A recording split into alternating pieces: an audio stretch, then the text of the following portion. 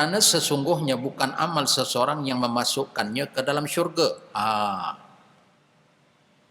Bukan amalan yang kita lakukan itu dengan amalan tersebut yang memungkinkan diri kita masuk syurga. Bukan. Ya. Lalu para sahabat ni tanya, agak confused. Ya, qalu wala anta ya Rasulullah. Oh, kalau begitu bagaimana dengan kamu ya Rasulullah? Kalau dah kamu kata bukan amalan yang memungkinkan diri kita masuk syurga, bagaimana dengan diri kamu? Qal, maka Nabi pun jawab, wala ana. Ya, demikian juga aku. Bukan sebab amalanku yang memungkinkan diriku masuk syurga. Maksudnya, aku pun sama seperti kamu. Ya.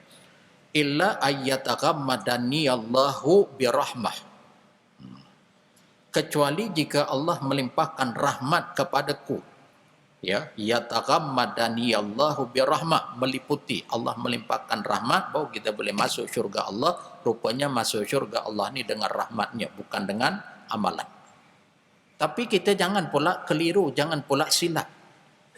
Masuk syurga dengan rahmat Allah bukan dengan amalan, tetapi orang yang nak dapat rahmat Allah mesti beramal dengan tuntutannya, contoh suri tauladan kepada Nabi dan utusannya. Bersesuaian amalan itu mengikut kehendak Allah dan tata cara kaifiatnya bersesuaian berbetulan dengan cara Nabi seperti yang Allah kehendaki. Kemudian nawaitunya tu ikhlas kepada Allah, ya, masuk syurga. Artinya masuk syurga dengan rahmat Allah. Rahmat Allah tidak akan diberikan kepada mana-mana hambanya, melainkan hambanya beramal dengan tuntutannya. Apa yang diperintah buat, apa yang ditegah tinggalkan, yang wajib tidak ada pilihan, yang sunat diperbanyakkan, yang haram dijauhkan, begitu juga yang makruh kalau boleh kita tinggalkan untuk mendapat kualiti iman. Apapun perbuatan itu dilakukan kerana Allah, pada zahirnya bersesuaian dengan hukum syarak, Quran dan hadis, ya, masuk syurga. Boleh faham? Kemudian kesinambungan hadis tu, wa'lamu anna ahabbal amal ilallahi adwamuhu wa in qalla.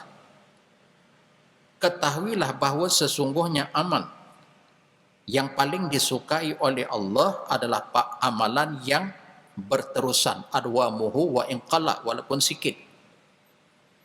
Amalan yang Allah suka kita buat ni amalan yang sikit tapi berpanjangan, berkekalan, berterusan, berbanding dengan amalan tu segedebuk kita buat banyak kemudian kita stop. Contohnya, mana lebih baik?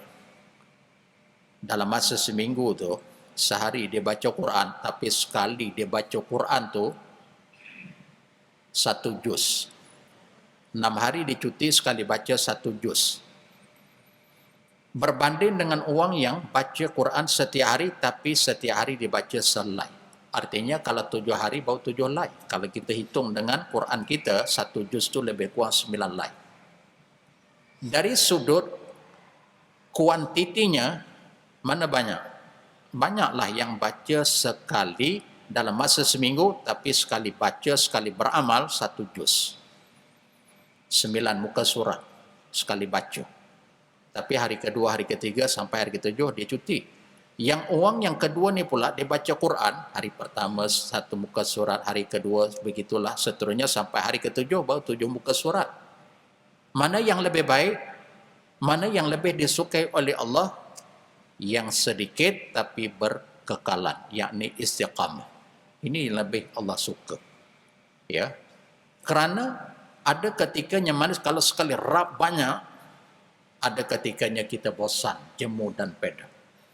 Maka sebab itu tak apalah kita mengerjakan amalan saleh yang hukumnya sunat ni sikit tapi berkekalan, berpanjangan. Daripada banyak, sekali buat seminggu cuti, sekali buat 2 minggu cuti, sekali rap buat sebulan cuti. Allahu Akbar. Kan? Baik. Dalam hadis di atas, Rasulullah SAW memerintahkan 3 perkara, iaitu at-tasdid. Ya. Saddidu at-tasdid, al-muqarabah wa qaribu. Kemudian al-ibsyar wa absyiru. Baginda juga memberikan penjelasan 2 perkara. Pertama, bahawa masuk syurga bukanlah kerana amal, tetapi kerana sifat pemurah dan rahmat Allah. Kemudian yang kedua, bahwa amal yang paling disukai oleh Allah adalah amalan yang paling berterusan walaupun sedikit amalan tersebut. Baik. Berusaha untuk lurus atas din, iaitu bersederhana dan bersikap adil. As-sadad ditafsirkan dengan as-sawab, benar, tepat. Artinya kita beramal ni biar bersederhana walaupun dalam masa yang sama sedikit, tapi dia benar betul bersesuaian dengan apa yang diperintah oleh Allah. Yang benar itu apa yang telah dicontohkan oleh Nabi. Jangan menambah, jangan mengurang.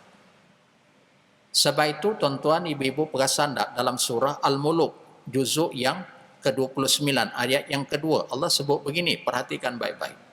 Allazi khalaqal mauta wal hayata liyabluwakum ayyukum ahsanu amala. Allah yang telah menjadikan mati, dulu kita tak ada, kemudian kita hidup untuk menguji siapakah di kalangan kamu yang terbaik. Ayyukum ahsanu, ahsanu itu yang terbaik, itu yang orang itu ketika dia beramal melakukan kerja baik, amal saleh, mencontohi Nabi. Nabi buat sikit, dia terbaik. Bukan disebut aktsaru, ayat tu tak sebut aktsaru, tapi disebut ahsanu. Siapakah di kalangan yang terbaik? Ahsan, bukan siapa di kalangan kamu aktsaru, yang terbanyak beramal. Kalau dia banyak beramal tapi tak menepati seperti mana yang Allah kehendaki, yang tak bertepatan dengan Allah kehendaki, maksudnya dia beramal bukan mencontohi cara amalan Nabi. Nabi buat macam ni, tiba-tiba dia berlebih-lebih daripada Nabi. Maksudnya banyak. Nah, bila banyak tak menepati kehendak Allah, Allah suruh kita beramal ikut Nabi. Sebab itu didatangkan Rasul tu bukan percuma. Arahan daripadalah ikut. Hatta kita ikut Nabi, tadi dah disebut dalam surah Ali Imran. Qul in kuntum tuhibbunallaha fattabi'uni. Katakanlah Muhammad, sekiranya kamu mencintai Allah, maka ikutilah aku. Ya, fattabi'uni. Bila ikut Nabi, yuhibbukumullah, nescaya Allah juga akan mengasihi kamu, wa yaghfir lakum dzunubakum, nescaya Allah juga akan mengampuni segala dosa dan kesalahan kamu.